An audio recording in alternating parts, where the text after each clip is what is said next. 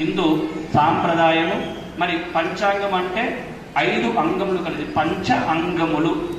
మనిషి యొక్క శరీరానికి మనకు ఏ విధంగా అయితే కాళ్ళు, చేతులు, ముక్కు, నోరు అయితే ఉన్నాయో పంచాంగానికి కూడా 5 అవయవాలు ఉన్నాయి. అవే పంచాంగాన్ని నడిపించేటువంటివి. ఏమిటి 5 అవయవాలు అంటే తిథి, వార